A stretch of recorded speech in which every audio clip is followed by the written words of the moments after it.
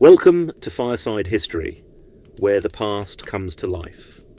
If you enjoy this retelling, don't forget to like, comment and subscribe to hear more. The Battle of Changping, China, 262 BC. The dust hangs thick over the North China plain, dry, brittle, unmoving. Beneath a pale sky drained of colour, thousands of men dig trenches into the parched earth. Their skin is cracked from wind and sun, their eyes red with exhaustion, but none complain, not anymore. Somewhere to the north, across a scorched no-man's land, lies an enemy just as desperate, just as worn. Two great armies, tens of thousands strong, locked in a war of attrition that will end not with glory, but with annihilation. This is Changping, and it is about to become one of the bloodiest battles in the history of the ancient world. It began, as so many great tragedies do, with a moment of weakness. By the mid-3rd century before Christ, the Chinese state of Zhao was a power in flux. Once formidable, its fortunes had begun to wane. Hemmed in by rival states, plagued by internal division, Zhao stood at a crossroads, and watching, always watching, was Qin, a ruthless rising superpower in the west. Qin was no ordinary kingdom, it was a war machine. Its armies drilled year-round. Its bureaucracy was ironclad, and its ambitions boundless. In time, Qin would forge the very first imperial dynasty of China. But first, it had to destroy its neighbours, and Zhao, weakened and exposed, was next. In 262 BC, the spark came. The two kingdoms clashed over the territory of Shandong, a rugged, mountainous region near their shared border. Technically part of the Han state, Shandong was caught in the middle of Qin's relentless eastern push. The Han, no longer able to hold it, offered the territory to Zhao, not out of generosity, but desperation, and Zhao accepted, knowing full well what it meant: war with Qin. At first, the Zhao court believed they could hold the line. Their general, Lian Po, was a cautious old veteran. Not brilliant, perhaps, but steady. His strategy was simple: dig in, fortify the passes, and wait. He knew the terrain, he knew Qin's tactics, and he knew that time, for once, was on Zhao's side. For months, Lian Po executed a grinding war of attrition. He avoided open battle. He built walls, trenches, wooden palisades. His men hauled rocks and timber up mountain paths, reshaping the land itself into a shield. Qin attacked repeatedly and failed. Skirmishes were costly. Supplies ran thin. Morale faltered. And still, Lian Po did not move. To the courtiers in Zhao, it looked like cowardice. They wanted victory, swift, decisive, heroic. Instead, they had a siege with no end, and a general who refused to fight. They listened to rumours, to whispers, that Lian Po was senile, that he lacked the will to seize opportunity. And finally they replaced him, not with another hardened commander, but with a nobleman named Zhao Kuo. Zhao Kuo had pedigree. He was the son of a famous general, one whose victories had once brought honour to the Zhao name. He had studied the art of war, read every scroll, mastered every theory, but he had never commanded an army in the field. The appointment was met with disbelief in the ranks. One veteran, it said, muttered bitterly to a comrade as the announcement was made, "They've sent us a man who fights with brush and ink. Let's see if the enemy bleeds from his scrolls." Nevertheless, Zhao Kuo took command, and almost immediately everything changed. Where Lian Po had built walls, Zhao Kuo tore them down. Where Lian Po had hunkered in the hills, Zhao Kuo marched into the open. His vision was grand.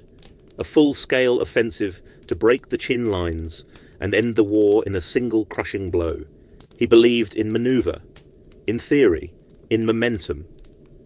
And Qin was watching. On the other side of the battlefield, the Qin general Bai Qi had been waiting. Bai Qi, the human butcher, as history would remember him, was one of the most feared commanders in Chinese history. Cold, calculating, brilliant. He had already conquered vast territories for Qin. Now, with Zhao marching headlong into danger, he saw his chance. Bai Qi allowed the Zhao forces to penetrate deep into Shangdang. He yielded ground deliberately, drawing them further from supply lines, into valleys and ravines. He observed their positions, their movements, and then, with perfect timing, he struck. It was mid-autumn when the trap was sprung. The Zhao army had marched out, expecting a clash of lines. Instead, they found themselves suddenly flanked. Qin forces surged from the hills, not in one wave, but many. Encircling movements, coordinated strikes, rapid cavalry assaults, to sever retreat routes and crush forward momentum. In less than a week, Zhao Kuo's entire force, an estimated 400,000 men, found itself surrounded. At first there was disbelief, then panic, then silence. A siege had begun, one far more lethal than anything Lian Po had ever endured, and this time it was Zhao on the receiving end. Imagine the stillness of that camp in the days that followed. Tens of thousands of soldiers, trapped with dwindling rations, the fires burning low, the horses thinning, the wounded groaning beneath crude shelters of bamboo and cloth. Zhao Kuo, once so confident, now paced his command tent in growing despair.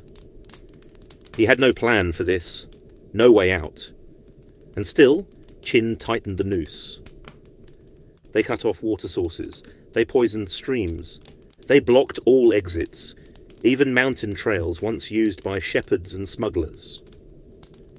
Time became a weapon, and then winter came. It was a bitter season that year. Harsh winds whipped across the highlands, scouring flesh from bone.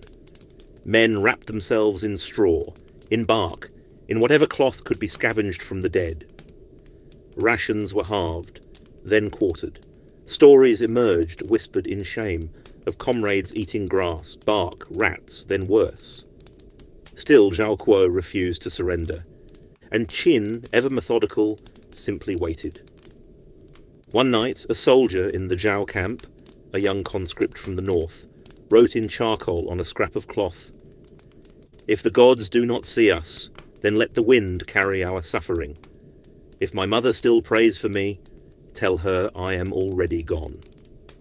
It was found days later, pinned under a rock by the edge of the latrines, a farewell to no one. By the 4th month of siege, the Zhao camp had collapsed into desperation. Discipline eroded, factions formed, some pleaded for surrender, others threatened to kill any man who spoke the word aloud.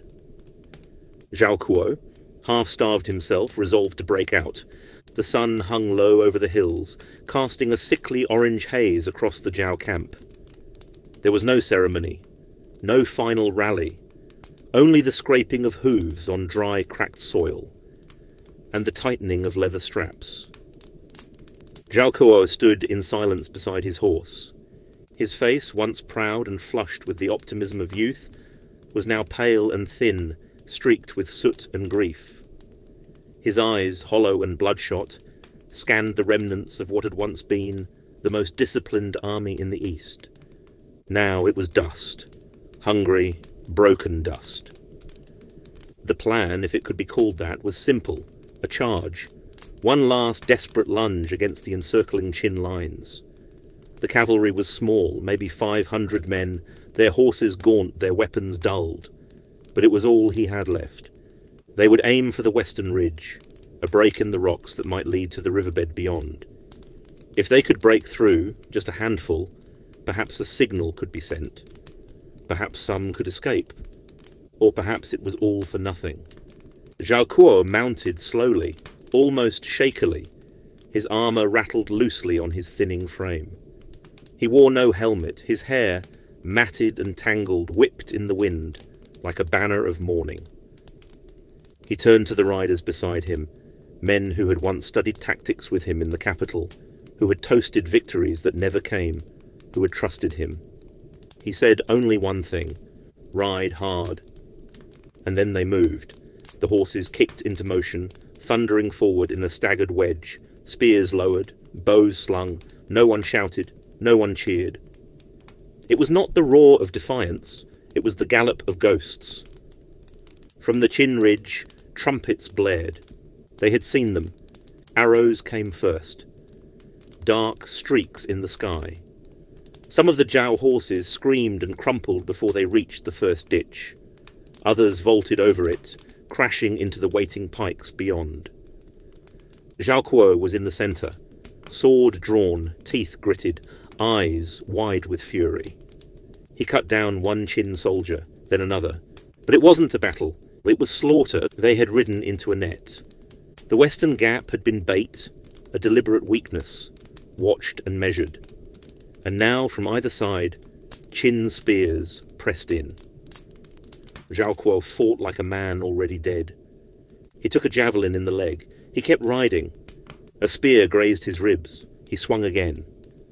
And then, from the hilltop, a single Qin archer loosed a black-fletched arrow. It struck him high in the chest, beneath the collarbone, deep into the lung. He made no sound, just slipped sideways from the saddle and fell. The cavalry charge collapsed in minutes. Riders turned, then stumbled, then scattered. Some were pulled from their horses by ropes. Others were hunted down on foot. By the time the sun dipped below the ridge, the last of Zhao's cavalry was gone. And Zhao Kuo, the commander, the scholar, the man who thought war could be mastered like a theory, lay face down in the blood-churned dust. Back in the Zhao camp, there was no word for hours. Until, near dusk, a Qin messenger rode up to the outer ditch with a sack. It was thrown over the embankment, wet, heavy. Inside was Zhao Kuo's severed head. The shock was not instant. There was no wailing, no panic, only stillness. And then it broke. Some soldiers dropped their weapons, others collapsed to their knees. A few took knives to their own throats. Discipline dissolved, the command structure shattered, and the camp, once fortified and orderly, devolved into frightened chaos. There was no one left to lead, and now the full weight of Qin moved in. It came at night, from all sides, like the tightening of a noose. Qin soldiers did not scream or chant. They advanced in silence with torches and short swords, line by line. Their orders were clear: crush the remnants, force a surrender, then execute. Some Zhao men fought, mad with grief. Others fled into the ravines and thickets, but most simply dropped their weapons and waited. The following morning, they were gathered, tied in groups, 10 men per cord, kneeling. They were told they would be relocated, given work and fed. They believed it. Until the first trench opened, the executions began in rows. No cries, no speeches, just the dull rhythm of labour, digging, dragging, burying. Some men were bludgeoned, others were stabbed. Many were simply pushed into the pit and buried alive. The killing took days. The ground soaked. The air thickened. By the end, 400,000 Zhao soldiers were gone. There was no army left, no officers, no engineers, no scouts. A generation wiped from the record like chalk from a slate. For Qin, it was a victory without equal. For Zhao, it was the death of hope. And for history, it was the moment when war abandoned honour altogether. Changping had become something else now. Not a battlefield, a graveyard. There are no songs about it. No honour, just silence and soil. And so the Battle of Changping ended, not with the thunder of final victory, but with the suffocation of hope itself. When Bai Qi returned to the Qin capital of Xianyang, he did so quietly. A man burdened by victory, though he had annihilated the Zhao army at Changping, reduced it utterly. The sheer scale of the massacre cast a shadow across the land. Even the Qin court, ruthless as it was, flinched. 400,000 men, slaughtered not in battle but after surrender. It was a cold arithmetic of war, and even some of Bai Qi's political rivals began to whisper unease. Had the general gone too far? But the king of Qin, Zhao, saw only the result. Shangdang was secured. Zhao had been humiliated, and the balance of power had shifted. The psychological shock of Changping was immense. In Handan, the capital of Zhao, the mood turned from horror to fury to despair. The people had cheered Zhao Kuo's appointment just months earlier. Now they spat on his name. Mothers wailed in the streets. Courtiers panicked, and the state's treasury, already weakened, began to bleed silver, trying to bribe allies and mercenaries into joining the fight. But Zhao had no more strength to give. Its military elite, its veterans, officers, engineers, scouts, had been wiped out in one stroke. What remained was a hollow shell. It was as if the soul of the nation had been ripped from its body, and Qin was not finished. Bai Qi proposed an immediate follow-up invasion to march straight on Handan, crush the capital, and end Zhao once and for all. In his mind, the path was clear. But at court, politics intervened. Some feared overextension. Others coveted Bai Qi's rising fame and wanted him removed from the stage before he became too powerful. So, stunningly, Qin hesitated. The order was given not to Bai Qi, but to a lesser general named Wang Ling. And as the army crawled forward, Zhao scrambled for salvation. From the north came the unexpected. A rival state, the ancient and proud kingdom of Chu, stepped in. Chu had no love for Zhao, but it feared Qin more. If Qin devoured Zhao, it would be one step closer to imperial domination. And so, with a cold logic born of survival, Chu dispatched an army under General Lord Chunshen, a wily commander with a knack for disruption. Together with what little remained of Zhao's forces, the Chu army managed to stall the Qin advance. They repelled the siege of Handan, not through strength but through resilience. It was not a victory, but it was a reprieve. Back in Qin, Bai Qi was enraged. He had warned the court the moment to strike was now, but his advice had been ignored, and now the enemy had dug in once more. When summoned to take up command again, Bai Qi refused. Whether from pride, insult, or foreboding, he would not return to the front. It was a fatal decision. The Qin king, furious at what he saw as insubordination, stripped Bai Qi of his titles, and not long after forced him to commit suicide. The butcher of Changping, the most successful general Qin had ever known, died by his own hand. No monuments were raised, no songs were sung, only silence. And yet the war dragged on. For Zhao, recovery was agonizing. Entire families had lost all their menfolk. Fields went unplanted. Villages stood empty. In the years following Changping, the state attempted reforms, new conscription laws, increased taxation, foreign advisors. But none of it could truly mend the wound. The trauma was too deep. It seeped into the bones of the nation, and still Qin circled like a hawk. But the legacy of Changping was more than just death. It was transformation. Because for Qin, the battle was not merely a military triumph. It was a proof of concept, the use of total war, the weaponization of fear, the deliberate annihilation of an enemy's capacity to recover. This was no longer about honour, it was about survival and domination. Qin began to standardise these tactics. Where once campaigns ended with treaties or prisoner exchanges, Now they ended with forced surrenders, mass executions, and the complete dismantling of rival infrastructure. They called it legalist warfare, a brutal, efficient doctrine that prioritized order, loyalty, and power above all else. No mercy, no leniency, no rebellion, just the iron grip of the state. And it worked. One by one, Qin's rivals began to fall.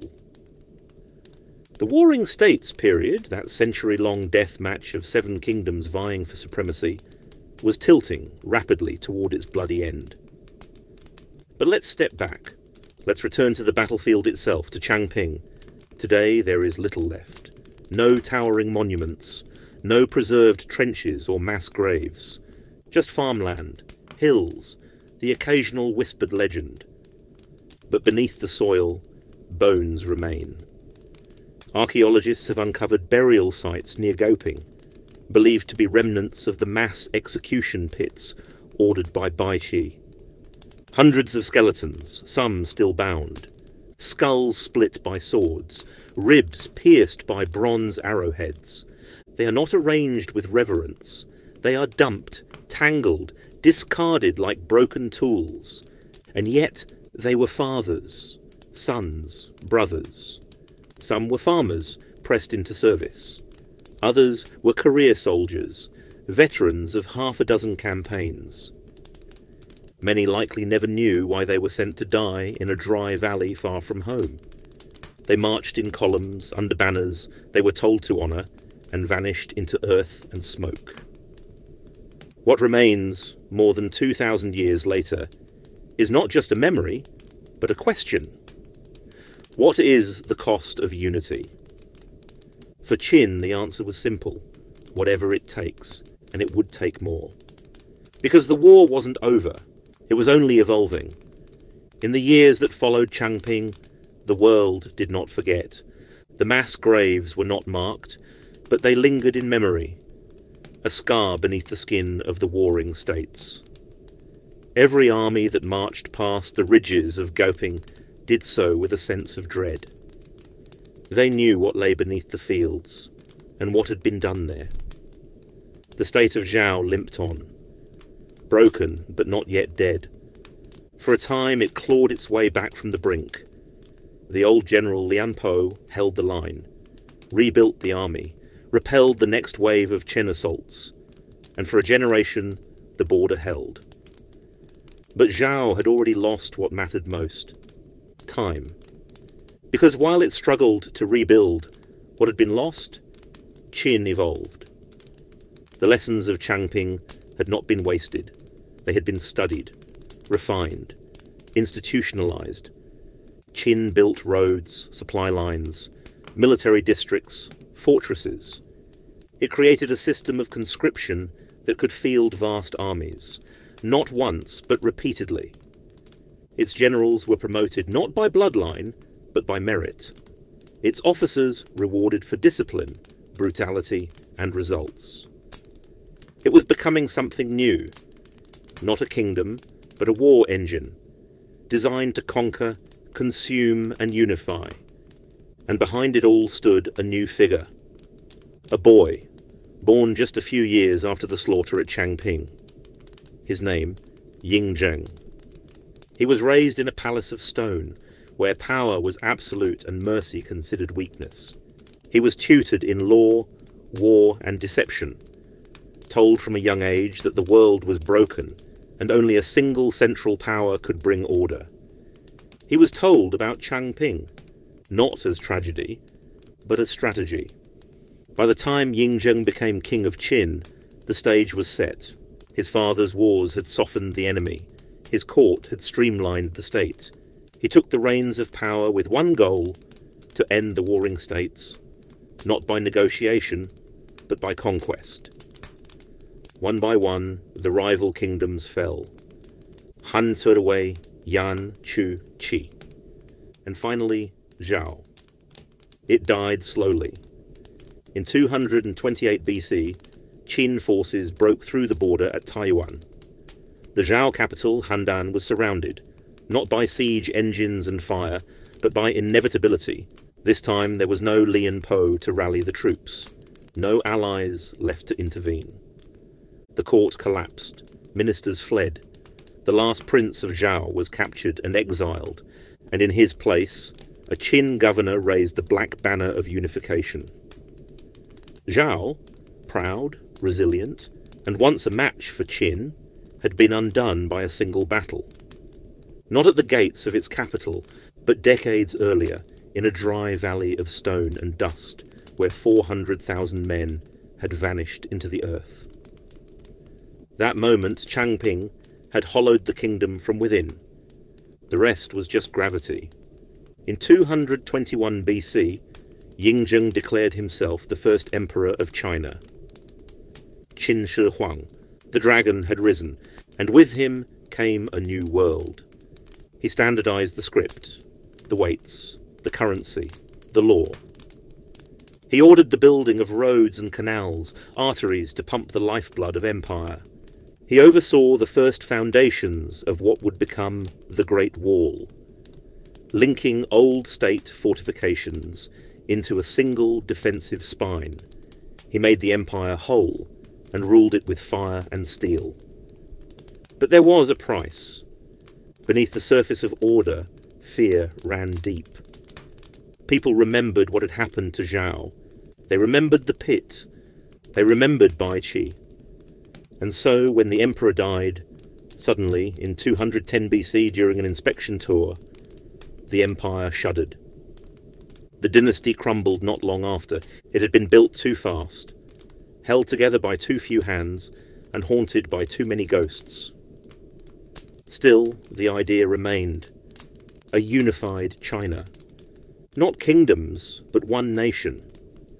That seed, planted in blood and bone, took root. The Han dynasty would rise next. Kinder, perhaps, but no less shaped by the violence that came before. And across the long winding chapters of Chinese history, through rebellions, empires, warlords and reformers, the story of Changping never truly disappeared. It became a lesson, a warning, a shadow on the wall. Even today the battlefield is quiet. No monuments mark the trenches, but locals speak of strange sounds at night, of drums in the wind, and voices carried on dust. In some fields, crops refuse to grow. In others, they grow too well. And the earth, it still remembers. The bones beneath the soil do not decay as quickly here. The ash is deeper, the silence heavier. Because Changping was not just a battle. It was the moment when the dream of unity turned into something darker. It was where one nation learned that survival, true, ruthless survival, might cost more than it was worth, and where another forgot what it meant to be whole. History doesn't flinch from these moments. It carries them forward, a weight in the bloodstream of civilization. So we remember, not to glorify, but to understand. Thank you for listening to Fireside History. If this story moved you, please like, comment and subscribe. Your support helps keep the fire burning.